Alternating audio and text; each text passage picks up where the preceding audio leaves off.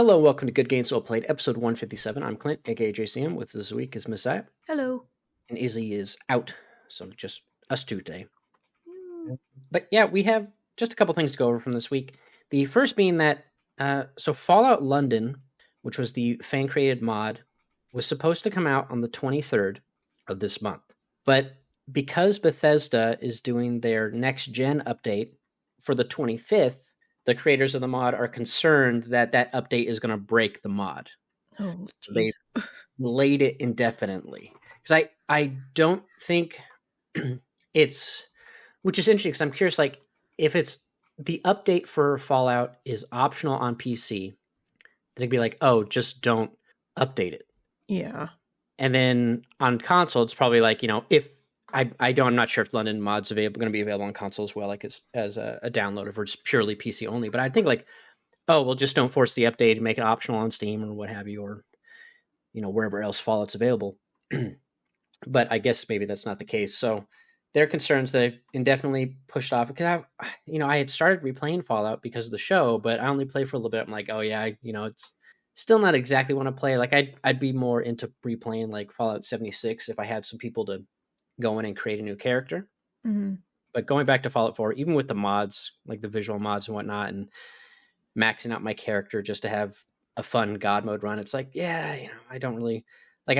If I had to save a little further along, but just I don't want to go through all the beginning bullshit quest wise. Like I don't know. Oh yeah, like the opening slog. Oh man, there's a mod that lets you skip the opening cuts, like opening so I can just be at the top, and I'm like, I forgot to install that, and then like just the whole go talk to Preston. I try to kill Preston because I was like, oh, I just want to kill this guy, but you can't kill him, he's invincible. But turn on you if you do too much damage. So now he's just mad at me forever. I'm like, all right, well, like if I could go like kill everybody, like that'd be fun. Just go like have a bunch of mini nukes and just nuke everything. That'd be hilarious, but can't do that really. So I was like, oh, I'll just wait for the London mod and I'll just play that. But yeah, that's been delayed, so won't be doing that anytime soon. And then the other bit of news is that apparently Keanu Reeves is going to be voicing Shadow in Sonic the Hedgehog 3, the movie. That's awesome. Yeah, all signs are pointing towards it. Yeah, it'll be interesting. And then someone did like a voiceover clip from John Wick with a scene of Shadow from one of the Sonic games, and it fit pretty well. I was like, okay, this could work. It's pretty funny. And then the other bit of news is that apparently Nintendo is skipping Gamescom this year. People are thinking perhaps it's going to be because the Switch 2 might be officially announced and released sometime pretty quick, so they probably have their own event to talk about it and show all the games versus just doing it at Gamescom. So that's the theories. But you know how theories go with Nintendo. I feel like that's always the theory when Nintendo doesn't show up to an event, but I think it's more that Nintendo just does their own thing now.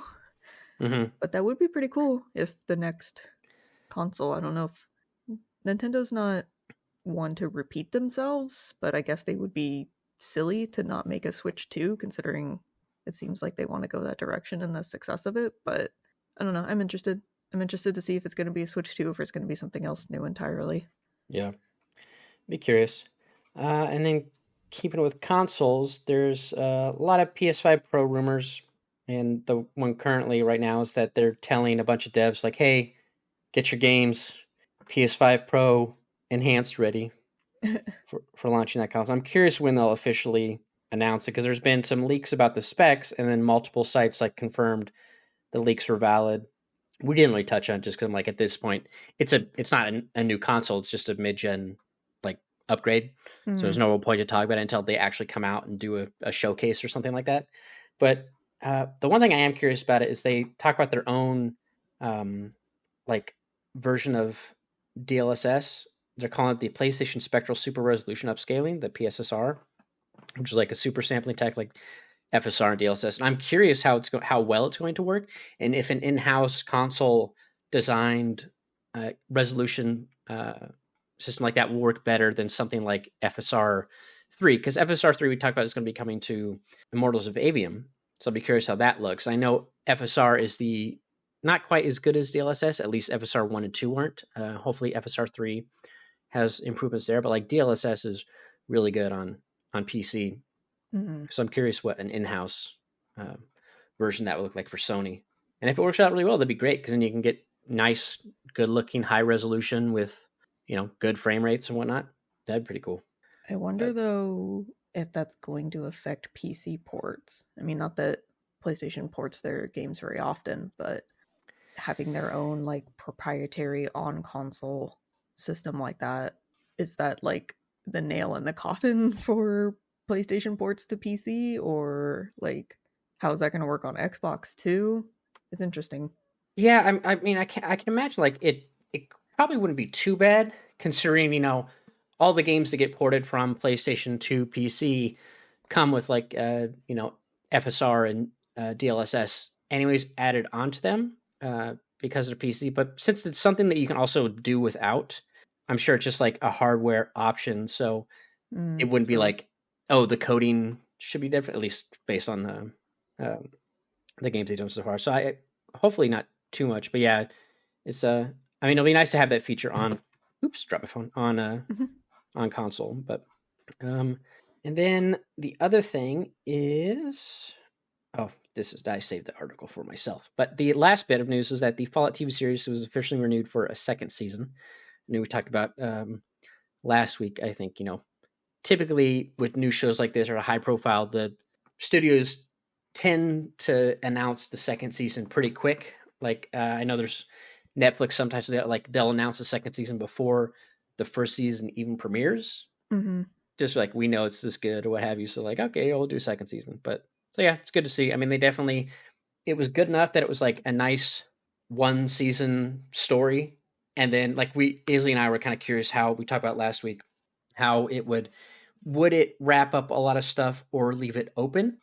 But I'm like, I feel like for a season one, you kind of have to make sure it's kind of, its own little thing with some small threads to what you could do for future seasons because you don't know if you're going to be renewed or not. So Mhm. uh, typically it's like once you get that second season, it's like, okay, let's make it the ending a little more open, maybe thinking you're going to get a third or what have you, but maybe get a little too ambitious. But yeah, it's good to see. I'm curious how long it's going to take him to make another season. Hopefully not too long, but yeah, good show.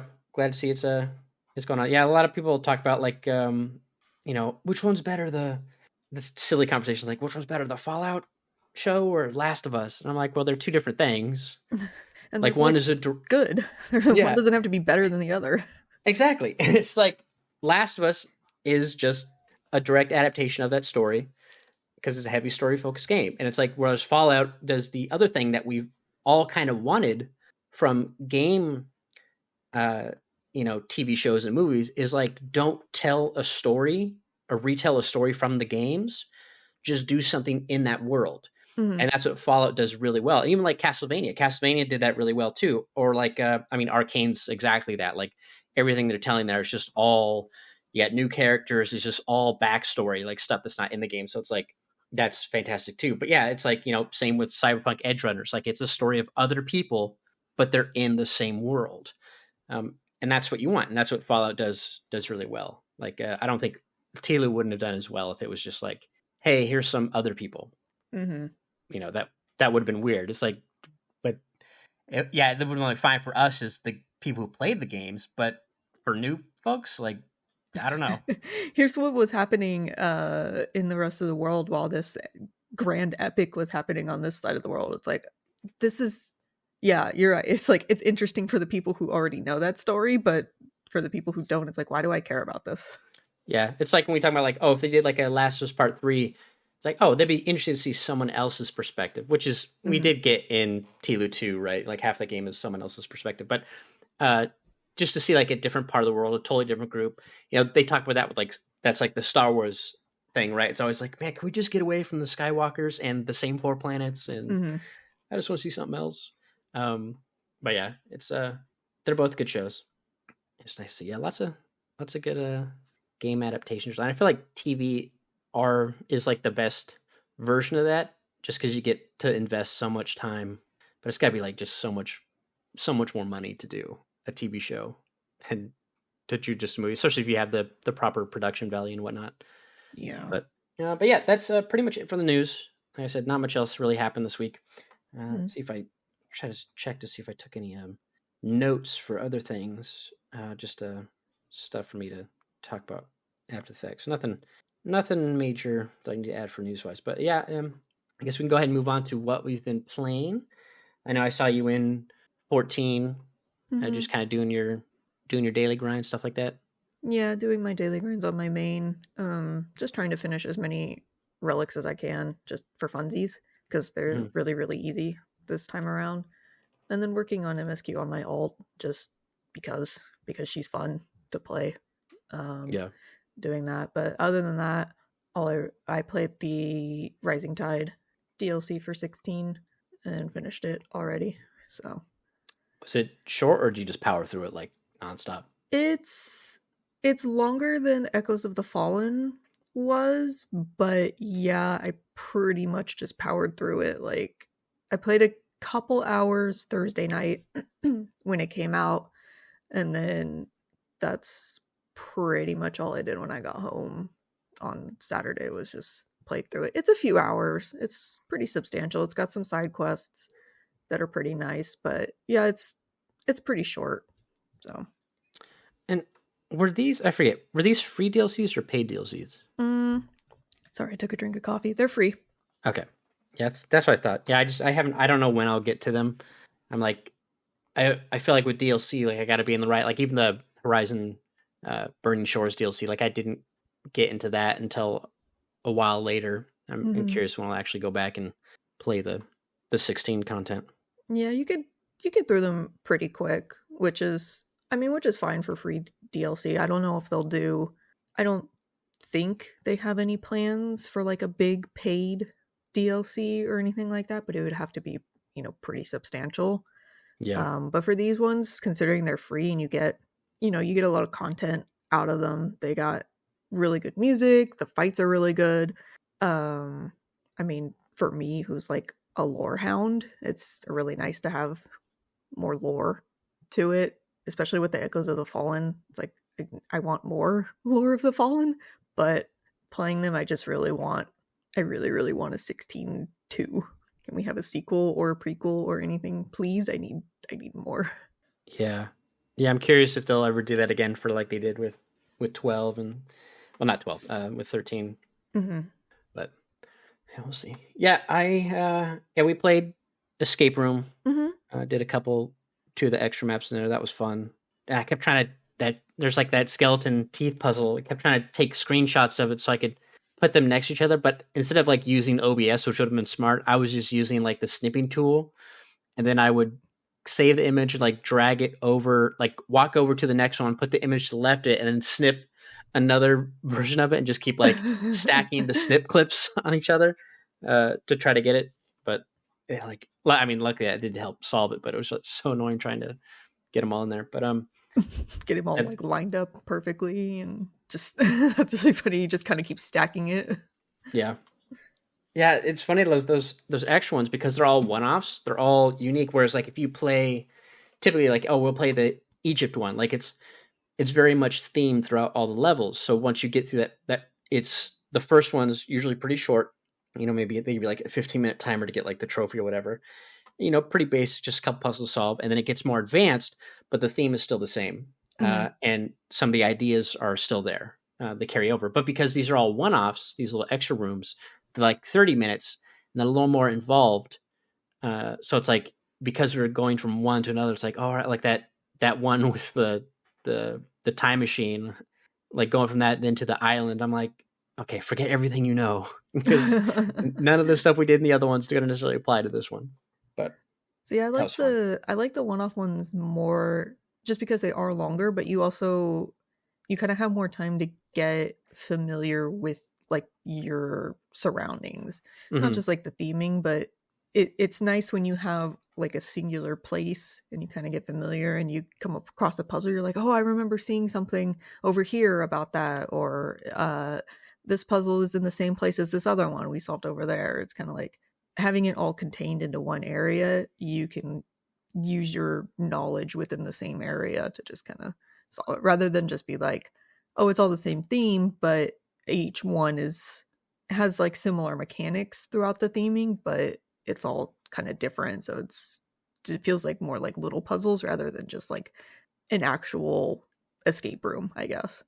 Yeah, yeah, that was fun. Yeah, I liked it too about the community levels. The downside is they can't really like they can theme it like general idea of like the room layout and kind of objects they use, but the thing is like in the base game, a lot of the objects and whatnot that are used all fit the theme as well, but the created rooms have access to like every object. So like you could have, you know, it's like a space room, but it has the Egyptian object. So that could be like that kind of mismatch, which can Mm-hmm. kind of throw things off a bit, but they can be they can be pretty fun. It's just you run into that where it's like, okay, there's a theme, but it might not be 100% consistent Mm-hmm. uh, with everything that's in here. But You have to think uh, more broadly rather than yeah, like, okay, the space thing goes with all the space stuff. That's not necessarily the case. It's you may need an Egyptian thing to solve this space themed puzzle.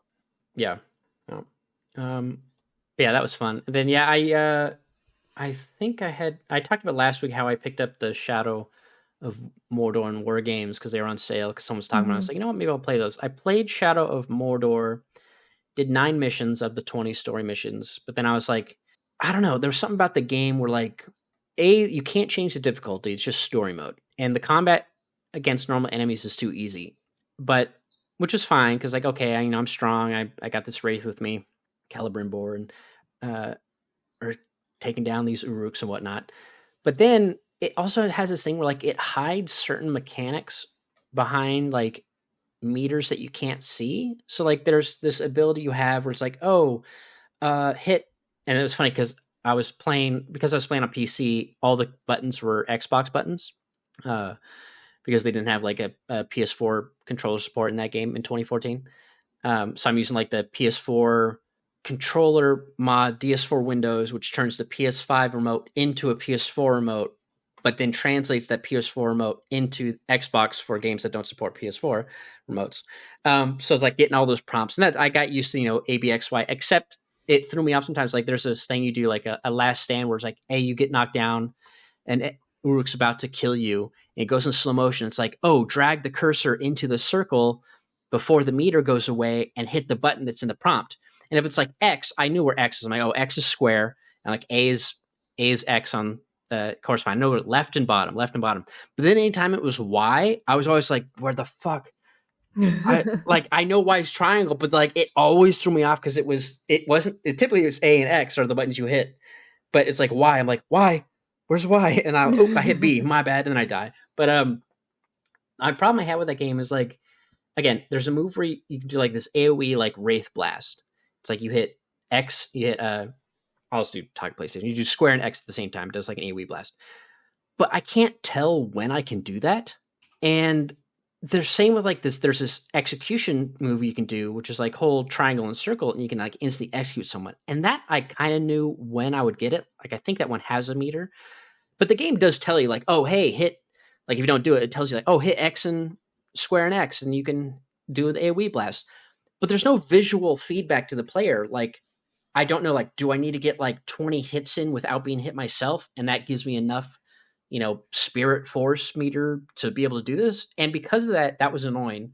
There's like for the UI.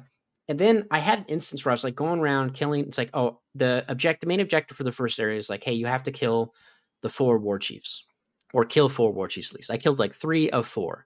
And like one of the big ones I had was this guy, this big Uruk dude, and he had a shield, and like because he's a war chief, the one thing I do like about the difficulty is all the base enemies like can be killed super easy. Then you have like the foot soldiers who you can hunt down, like these little captains, and it's like a lot of them are weak to every damage type, and they have their own little like other weakness, like oh this one's afraid of the bees. I forget what they're called in the game. And this one's afraid of the wild. I forget what the crazy monster dogs are, but like they're scared of those. Like if those are around, you can use them to frighten them. Or this one's vulnerable to fire, and he's scared of it. So it's like you can use that as a way to like turn tides on the fight with those enemies. And then as you get more difficult and difficult down the army chain, like to the war chiefs, it's like oh this one's immune to range. You can't use range attacks. You can't assassinate them or do like sneak attacks. It's like, okay.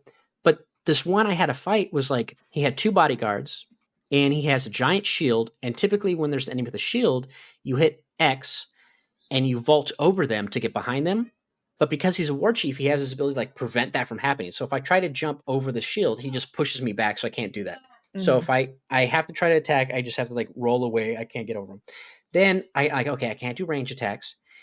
But he also has his 2 bodyguards, and they both have shields. Luckily, I can vault over them. But then it's like also in like this giant war camp. So there's just enemies everywhere, and like I took forever trying to take this guy down. I ended up dying.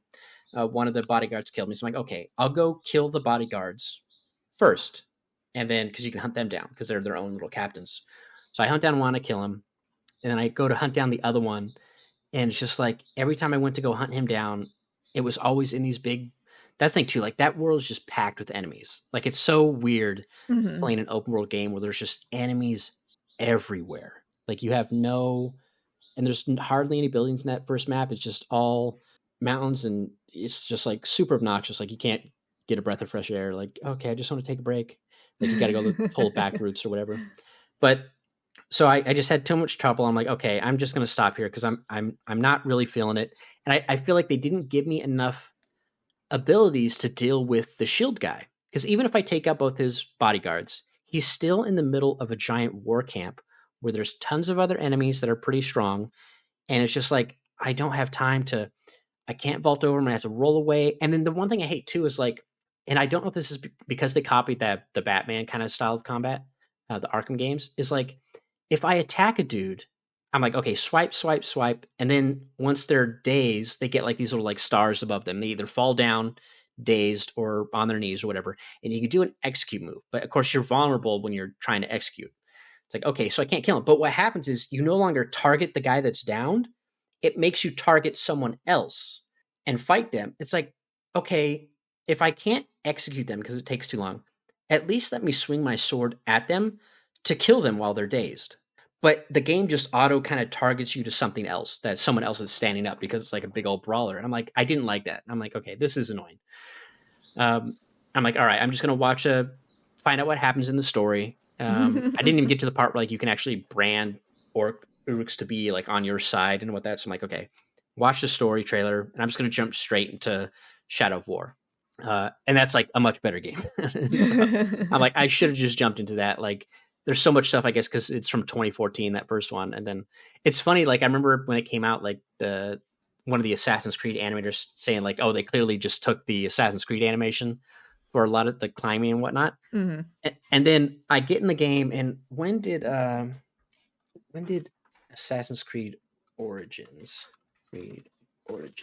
come out? Yeah, that was 2017 as well. So, and this is, let's see, Middle-Earth Shadow of War. So that was October 2017, and this was September 2017. So clearly, I'm wondering if someone from the Assassin's Creed team like went to Monolith, because so there's these towers, just like in the first game. Like, okay, it's a tower thing. Oops, I moved my mic arm squeaky.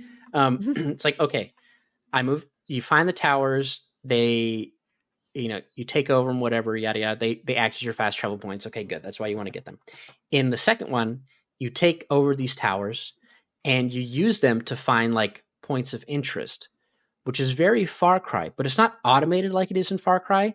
Instead, it's like Eagle Vision in Origins, where he uses the eagle, and like, how it does the like the 2 cursors, and as you get close to something, like it starts to close in, like the circle, and it's like, oh, there's a back entrance. Oh, there's this thing. It's that exact same thing. So it's like, okay, look for points of interest. It's a circle. I scan. As they get close, the circle starts to, contract down to a smaller circle, and it's like, oh, here's something here. I'm like, boy, this is really just Assassin's Creed.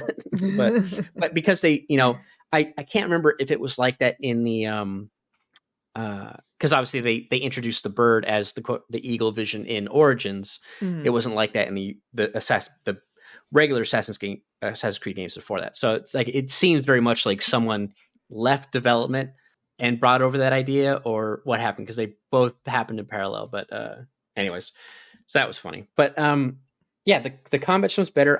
There's like an actual meter now I can see. It's like, oh, this meter is for the executions. I can see the meter. And it's like, yeah, I keep fighting. As I fight, it builds up the meter, and I can do the auto executions. I have another Wraith like Fury ability. I could actually see that meter going up. And so it's like, it's nice to actually see in the UI the feedback to the player, like, this is what you do. But Having anyways, yeah, some kind of indication of the things that you can do in the game. yeah. And I the Nemesis system is just so much better. Like I had like this one dude, I was like in the first main area. And it's like, okay, I'm gonna go kill a couple captains, like, because they also introduced like a gear level system, which I feel like makes much more sense in 2017. Like in 2020, it wasn't there, so just like I never felt like I was getting stronger.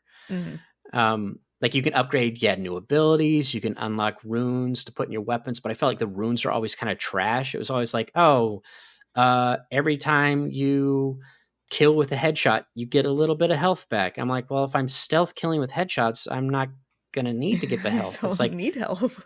and then even when I'm in combat, it's like, yeah, I'll do headshots to kill some guys.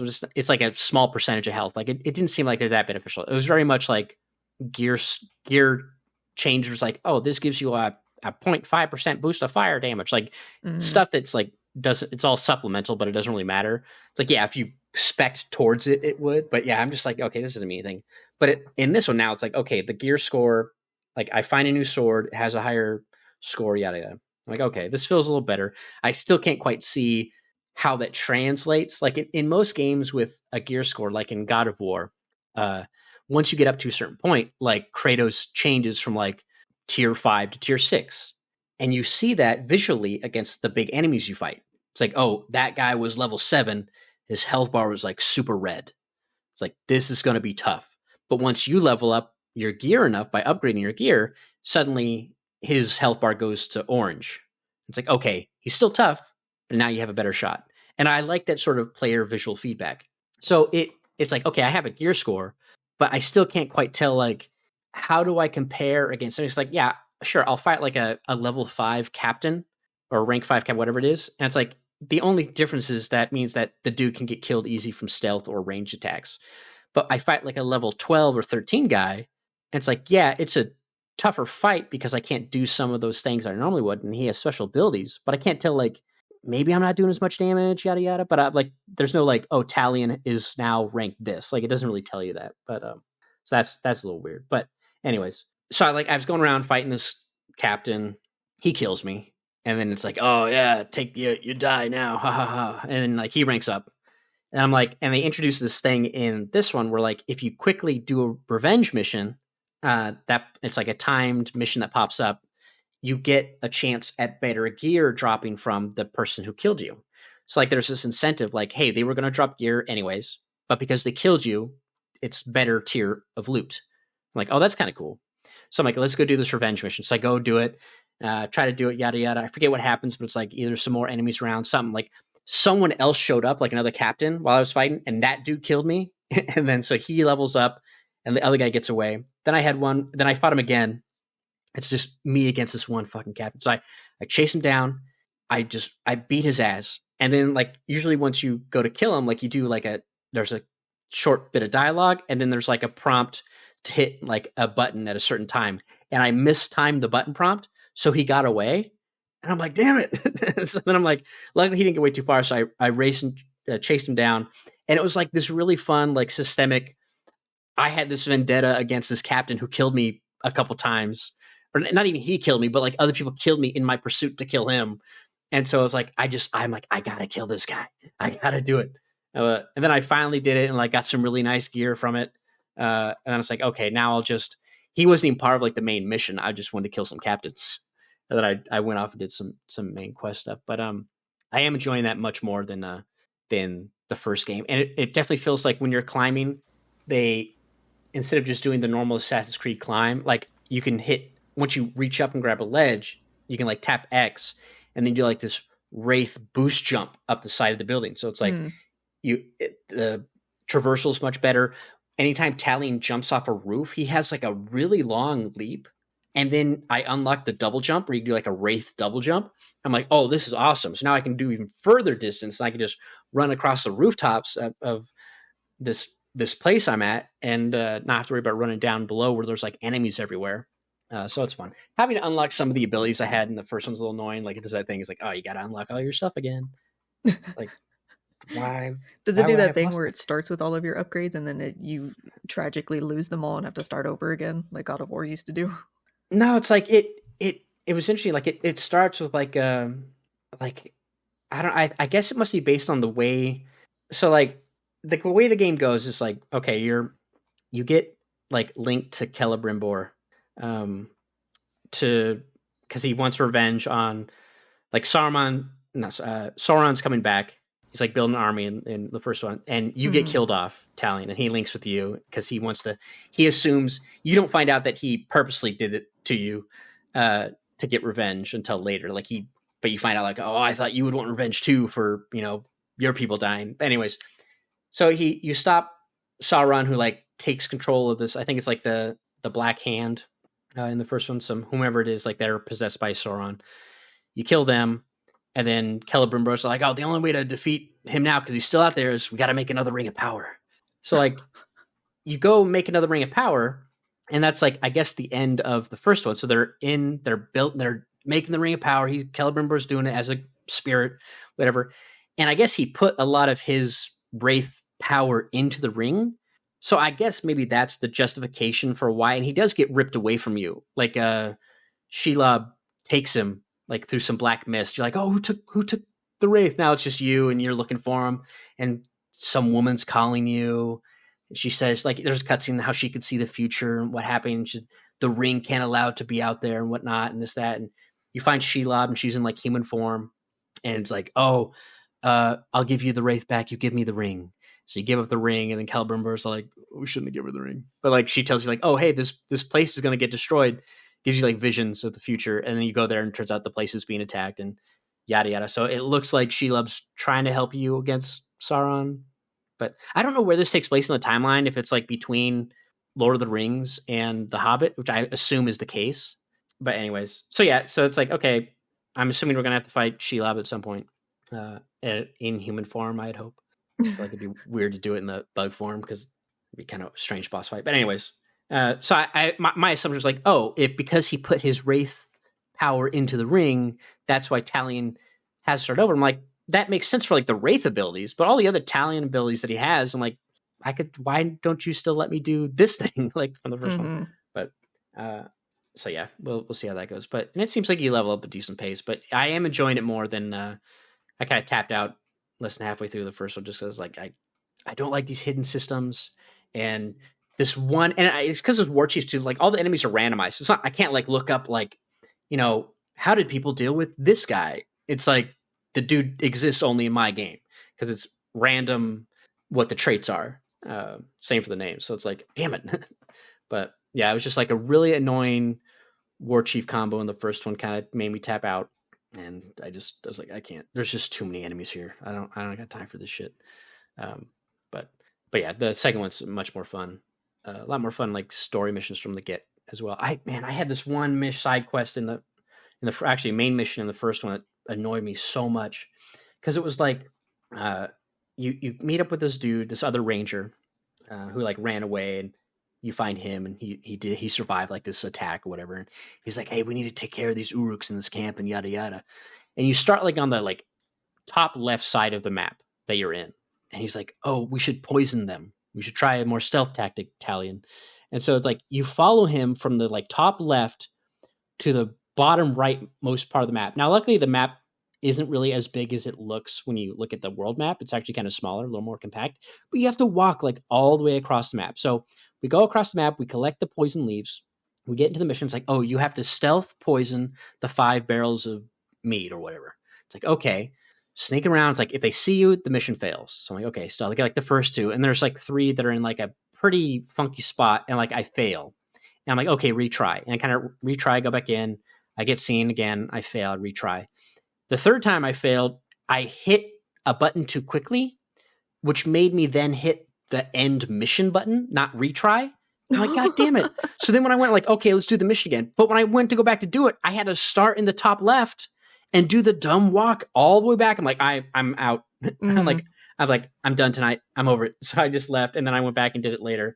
But I was just like, this is too annoying. But anyways, That's like a specific kind of childhood video game trauma where it's like where you only had specific save points and you realize you haven't saved in a while and you died. You have to redo the last 3 hours of what you did.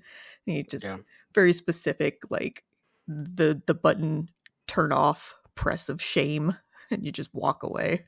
Yep.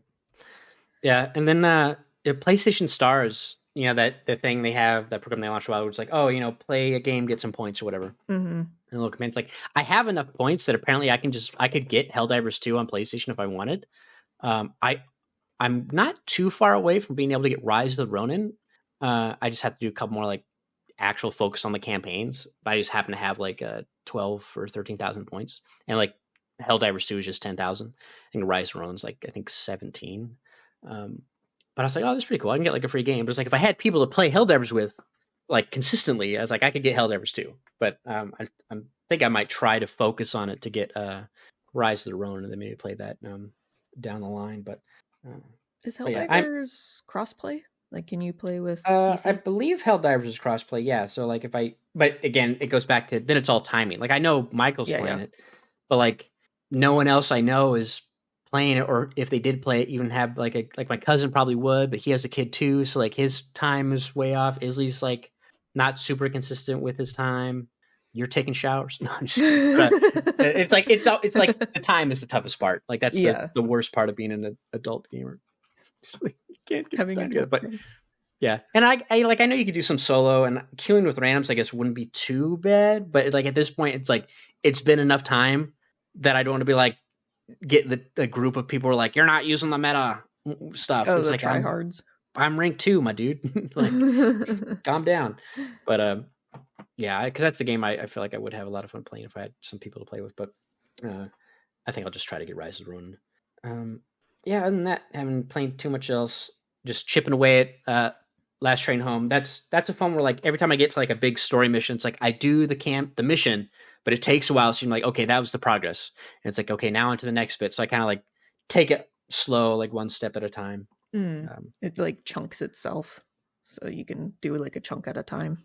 Yeah, like it's always like, hey, get here, and the difficulty is actually getting from point A to point B, because like, okay, make sure you get the resources you need, make any upgrades, yada yada, this and that. But man, I hate. I wish picture in picture and picture by picture on monitors. I hate that you can't set the inputs first before turning it on. You know what I mean? Like I was like, oh, I want to like. I had my work computer on, and I wanted to.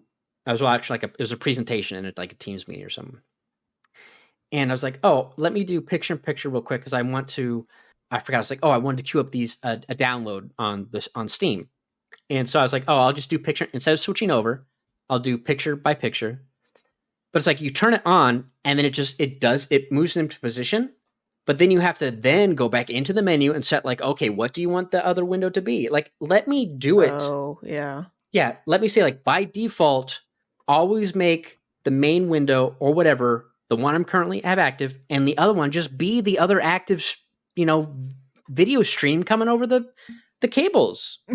Like, why would you default to the one HDMI 2, which is off, because that's my PlayStation? Like, just do DisplayPort and HDMI. Like, duh. Like, I don't understand why it doesn't just do that. It's so frustrating. Or why it doesn't just ask you right away. Like, when you go to share screen, it asks you what screen or window you want to share. Like, why don't, if it activates, just let me pick what goes in what immediately. Yeah. Let me set it first and then say, okay. Like, yo, right. I want picture in picture, and my little picture, I want it to be this, input. Okay. Like, yeah, it's just so stupid. I hate that it does that. And what is annoying too is I hate that activating it either or makes your display on your PC change. It's like, oh, this is a totally different display setup now. Suddenly, and then I have to change, like, suddenly one of my 2 monitors are swapped, and now I have to go left in order to go to the monitor on the right. It's like, why wouldn't you just keep it the same? The only thing that would change is maybe the resolution. Like, why did it change the display setup? Why does it assume you physically changed your monitors? You're like, why? I Right. didn't move them. They're in the same spot. Yeah, it's the same goddamn thing. Don't be like, oh, and it's so annoying that it does that. I hate it so much, but I don't get it, man. I don't get it. But and then what else? Oh, that was pretty much it. Just little complaints, man. Yeah, it was funny. I was talking about like I wanted to. I was like, oh, it'd be kind of fun to get like a mini fridge. I don't really have like a ton of space on the desk. I mean, I could do it, but I was like, oh, get a mini fridge, put a couple, drinks in there, what have you. But it's like, I'm not going to do that. But because I had to go back to the office, I bought a cooler, like a lunchbox cooler. And I'm like, oh, if I wanted, I could just do that. And we just throw in a couple ice packs, put the drinks in there, and just keep that by my desk. Then I don't have to get up and go to the fridge and grab a drink. So you don't want the Xbox mini fridge? Xbox, no. You're like, I'm gonna buy an Xbox. Yeah, I got an Xbox. I have an Xbox. Thank you. Boy. Which consoles do you own? Yeah. But yeah, so that was nice to do that. But and no other notes I have. I know I'm missing something. I have no idea what it is. I know I had some pre-podcast things I want to talk about, but I was trying. I'll remember this. I don't need to write this down. I'm like it with my cousin. Like now that I'm back at the office, I'm like, oh, I got to remember like conversations to actually talk to him. Oh, I want to talk to him about this, and then I don't remember until after we go back in from lunch. I'm like, I forgot to talk about XYZ. Yeah, it's like, I have like a little digital notepad, I guess, that I take notes. I was like, I'll use this, and if I see something interesting, I'll put it in my little notepad. I'll take notes. I just opened it right now. It's empty. Yeah. What have I been doing? Why do I have this? That's what I have. I use my phone. I use the reminders, and I have one just called Podcast Talk, and I just add little new reminders to it all the time for like the main bits. I need to start doing that again I have one called Talking Points. Like I need to do that one. Oh, movies to watch. It's like, I'll open my notes and see I didn't write anything down. Yeah. I'll talk about this. I'll talk about that. Nope. Yeah, I had a short stint where I was doing I have like a note doc on my computer for like I use when I'm setting up the podcast information and whatnot. And sometimes I'll put notes in there like, oh, talk about this, and I'll forget about it. And then I'll be like, open up. I'm like, And the problem is sometimes I'll have things in there that's maybe it's game related, but by the time I actually get to remembering it, I'm like, there's no point in talking about it. Like the opportunity's gone. Why bring it up now? It's too late. But do you ever do that thing too where you write down a note and then you go to look at it later and you're like, why did I write this down? What is this? What does this mean? Man, why did I write down this single word and think that I could recall an entire story about it? When I was in high school, I had like a notebook that I wrote down like all the jokes I knew, but either I wrote down the single line as the setup or the punchline. And for the most part, it worked. But there were some jokes where I'm like, I don't even know what the setup for this punchline is. And I'm like, because I had 100 notes I wrote down, or jokes I wrote down, like, oh, I know all these jokes. And then, that I've heard throughout the years. And then it's just like, I look at it later and I'm like, the fuck are like 20 of these? I have no idea. You're like, why did I write this down? It's not funny. It's only like half of the joke. Yeah. But yeah, it's so like, man, I wish I could see that now and go back and see how many of them I can remember. Because I still remember a lot of them, but I just wish I could go back and see some of those other ones. See if you magically remember like the ones that were half written down. Right, yeah. They're stored in your psyche somewhere. Yeah, how much does it trigger? Like, oh, right. That one. But all right, well, I guess we can go ahead and call it there. I don't really have anything else to talk about. And who knows if... Isley probably would have talked about the show because we both finished Fallout at the same time, and I can't really talk about the end of that. Did Mike watch it? Is that why he's playing Fallout 4? Yeah, he's watching. I don't know if he finished it. I assume he finished it because he's been just playing Fallout. I haven't seen him watching anything, but yeah, I haven't watched it yet. Maybe I'll do that today because I don't really have anything else. But you said talk to remind you to say the mod thing Michael did, that unique thing that made you go the fuck or whatever. What? You told me in Discord. What did I say? Remind me to talk about the mod that Michael did, the unique mod that. Oh my god, where is it? You something. We should pin things that scared you. What? Oh, certified bruh moment. Tomorrow, remind me to tell you how his DLC made me nearly shit myself. Certified bruh moment. That's what you said in Discord. So he has some DLC, and it made you nearly crap yourself. But I don't think there's any like bugs in 4 outside of rad roaches. So I don't know. Oh, no, it was the 16 DLC. Oh, okay. So Oh, there's this DLC. Okay. not his DLC. I was like, what did he do? No. So in the 16 DLC, the Rising Tide, you go. I don't want to get spoilers. There's an area where there's mobs in there. There's Black Widows, and I was like, awesome, great, cool. Now I have to worry about this shit in the Force. So as I do, I look away from the screen, I run forward, and I hit Flames of Rebirth and just hope for the best. It usually gets rid of them, whatever. So I'm going through and I'm doing that, and there was a couple clusters of them. So I had to do that. I did a few of my skills, and then I just kind of like spam the button because everything's a fairly lower level than me. And so I do that, and I finally get them clear. I get them off the screen, and I notice like a large clearing in front of me, and I'm like, shit, they won't do it, right? They won't do it. Giant, yeah. So I just very slowly like walk into it, and nothing really happens. I'm like, okay, maybe this is for a side quest later, because there's a few areas that you can walk into where it's like an open clearing where obviously you have to fight something, but there's nothing there, or there's like something interesting. You're like, this is going to be a side quest later that I have to do, and I have to come here and fight something, or there's like the cutscene or whatever. So I run into the clearing, and I go to grab an item that's on the floor, and something falls, and I scream and pause the game, and I'm like, no. I have to go check myself. I have shit myself. I need to go to the bathroom.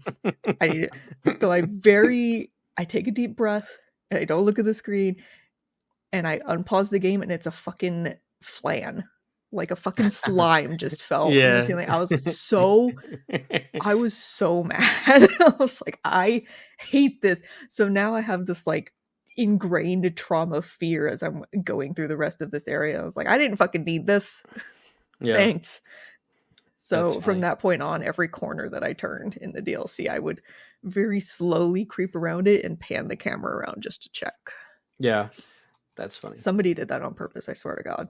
Yeah, well, we hit him with a bunch of these one enemy types leading up to a big open area. They'll think it'll be a big version of the enemy, but it's not. Yeah. And I was like, they won't do that. They didn't do that in the main game. It was just a side enemy. There wasn't any boss. They didn't make me fight Arachne or anything like that. I was like, they won't do it. They won't do it. And then they make the stupid flan. Like, there's not even a tree that it could have fallen out of. It just fell out of thin air. I was like, good, thanks, awesome. Yeah. I'm gonna find whoever did this. That's fine. Yeah. At least it wasn't the giant bug. You're like, all right, now I got to fight this thing, not looking at the screen, just spam buttons. Right? Michael be like, I need you to take care of this for me. Yeah, I'm gonna lock on. I'm gonna stare very intently at my recast icons, and I'm just gonna hope for the best. I just imagine like if you were a streamer when Bloodborne was out, and you're like running through the Nightmare Mensis, you're like, all right, eyes closed. Just run straight through, not looking. You just hear things falling around you. Chat's panicking.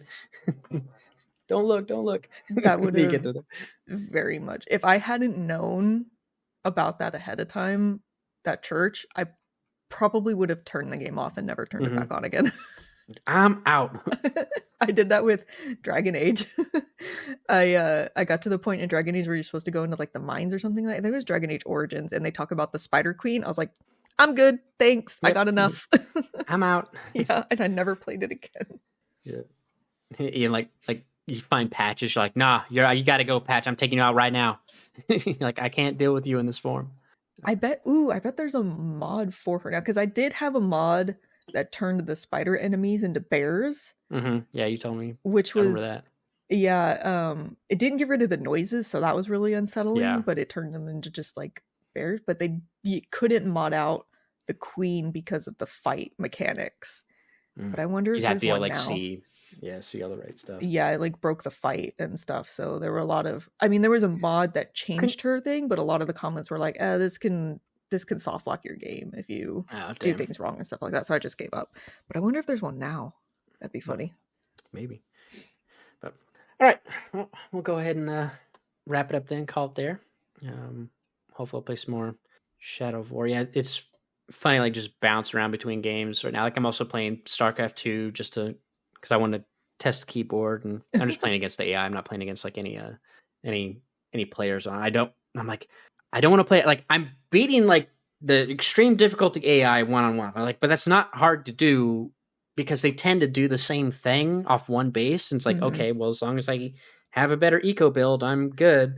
Like, yeah, there'll be some tough fights, but it's like pretty much you'll always win. But I know once I go on ladder, like, yeah, sure, it'll put me in bronze or silver or something like that after my plays match. I'm like, I don't want to deal with the toxicity. Like, I don't get it. It's like, why are people so... Not everybody's like that, but like, I guess I could turn off chat, just have no chat at all. But it's just like, I don't want to deal with that crap. And it's got to be like impossible to play that as multiplayer at this point. Like, well, it's still got a lot of people. Like I went in there, it's funny. Like when I went back in and updated, because I haven't gone on this PC, it default puts you into the all chat like channel, so I can just see people talking. I'm like, I don't got. How do I get out of this channel? Like there's still people there. Like it's active. Like I'm even on the subreddit and whatnot. I don't know why I'm still subbed on there, but it's like and people like still playing. Like it's still got an active player base. But yeah, it's just like, yeah, but everybody is so like deep in whatever meta there is now that they're just like copying what pros do, and it's just like, oh fuck. Well, that's the thing too, is like I always had trouble with when I was playing it back in the day, where anytime the ladder would reset and I had to start back at like, bronze or silver, is like I watch so much pro games, I know what the meta is, I know the build order. But what would throw me off then is the people I'm playing, like the best I ever got to was platinum. Like if I actually, the one time I was able to sit down, like I always got to gold 1, just by playing a little bit.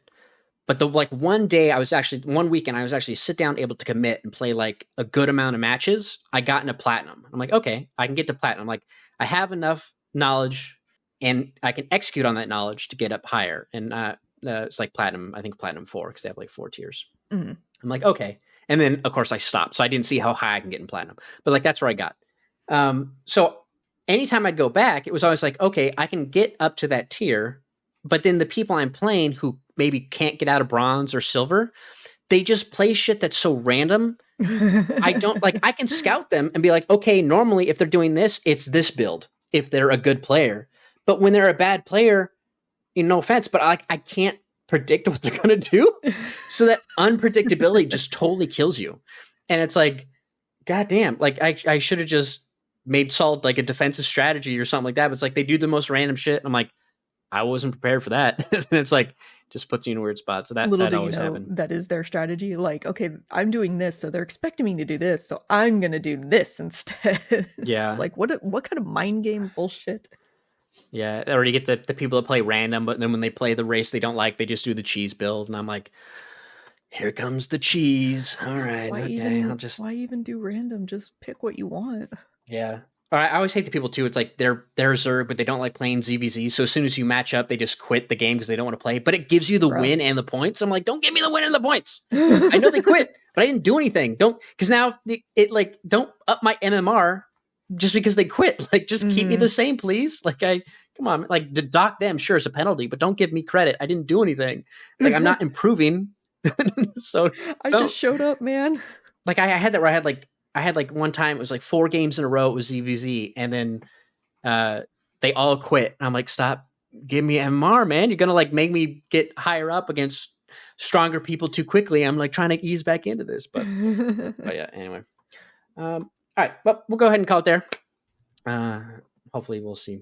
I don't know how much new stuff will happen at this point because I think Gamescom is in September. I know Ubisoft has a forward in June, so but that's a ways out. I don't think anything big is happening in May, so I don't have anything big happening until end of June anyway. So yep, yeah, probably gonna be pretty light next couple months until those events. But anyway, all right. Well, thank you all for tuning in. Listen, thank you, Zaya, for joining, and we'll see you all next time.